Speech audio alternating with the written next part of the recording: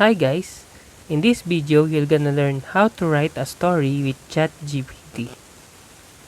So first tap your browser, enter chat.openai.com,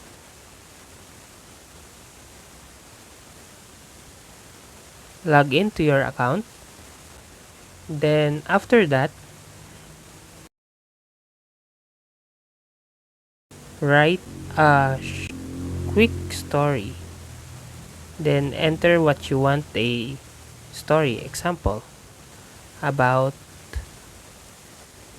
the mouse and the cat. Then enter, and as you can see, ChatGPT will make a story. So that's how to write a story with ChatGPT. If you like this video, please click the subscribe button and click the bell icon to notify you to our next tutorial.